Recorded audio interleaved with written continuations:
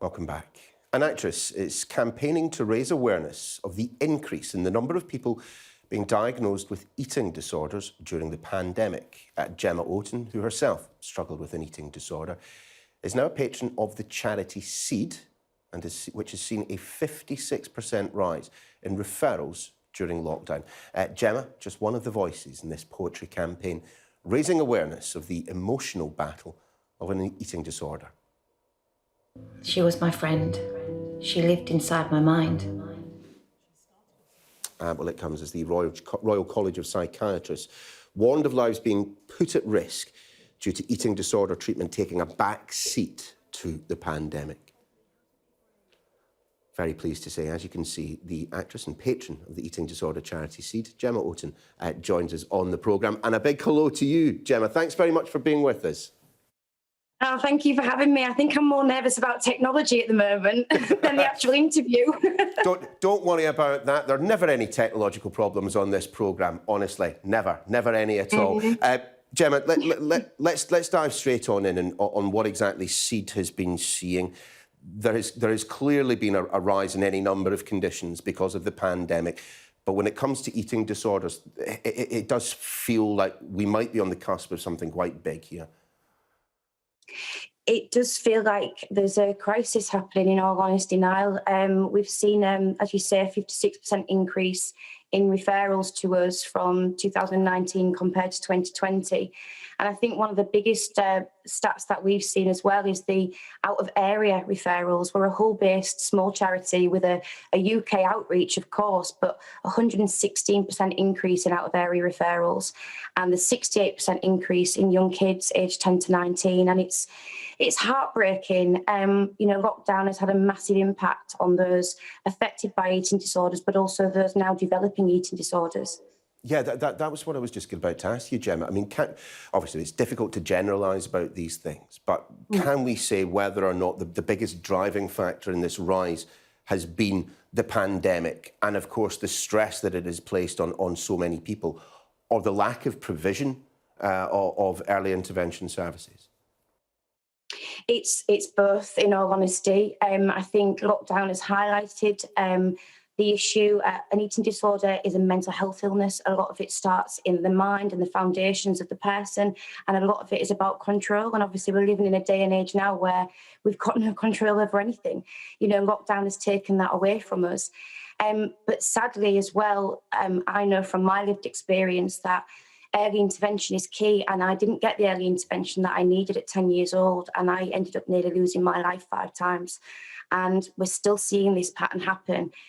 Education, prevention and early intervention is everything that is paramount to helping those suffering from an eating disorder. And it's not just the sufferers, it's the carers as well. Mm-hmm. And look, I mean, Gemma, you certainly look like you're a picture of health, but the idea that, from the age of 10, over the course of what I imagine to be a few years, there were 5 occasions on which you could have lost your life. That is staggering. Tell us what was going on at that time for you. I presented the early warning signs of anorexia when I started to be bullied. And back then at 10 years old, I didn't know what an eating disorder was or what anorexia was.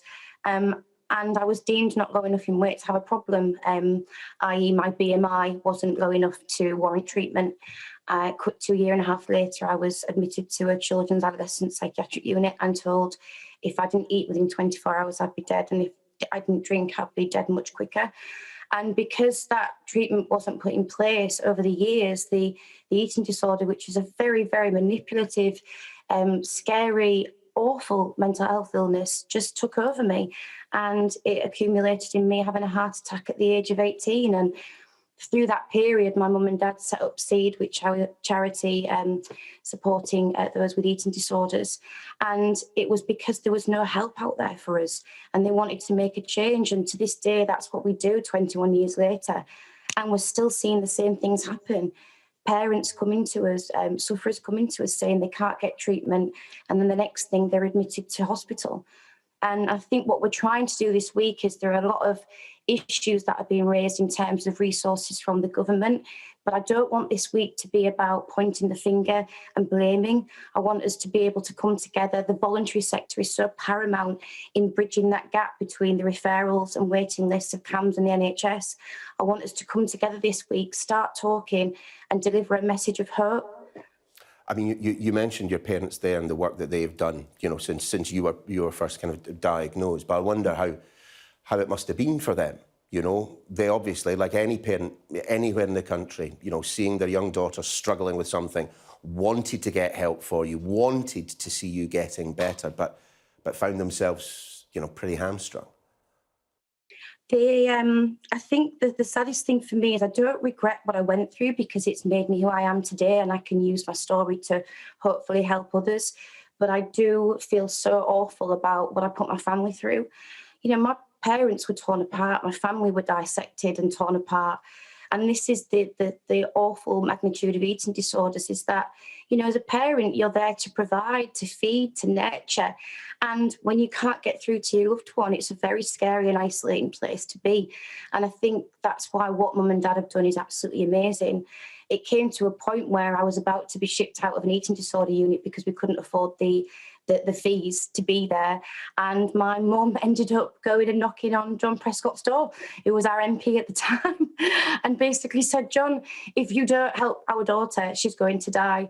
And he did, God love him, and unbeknownst to us, which came out later in the press, John Prescott actually had bulimia and has been brave and bold enough to speak about it. But we were fortunate, we were lucky. Not everyone has the gusto of Marjo and MBE, you know, and I say that laughing, but actually the seriousness of it is so many have nowhere to go, nowhere to turn, and the ramifications on their mental health as a family is just heartbreaking, and more really needs to be done. If parents or indeed children are watching you talk about your own experiences, your family's own experiences, if they want to get in touch, if they're looking for a bit of assistance, how can they get in touch with SEED? Well, we've got our website, which is www.seedeatingdisorders.org, and our social media at Seed Support UK. There's our advice line as well. We're there with email buddy schemes, text buddy schemes, whichever way we can communicate with the way the world is at the moment through COVID. We are there to support and assist. But one thing I just will urge anybody who's going through this week to do is to talk and speak out and be brave. There is no shame around eating disorders. If you are struggling and you need help, please speak out. We are all in this together and no one is alone. And it doesn't matter what your weight is, eating disorders present itself in everybody, every different ethnic minority, LGBTQ, it doesn't discriminate, but it also doesn't rely on the number on a scale. So please, please reach out. You're not on your own. Gemma, it's been a real pleasure to talk to you this morning. Gemma Oaten, thank you very much for joining us on the show. Thank you. Still to come on the programme.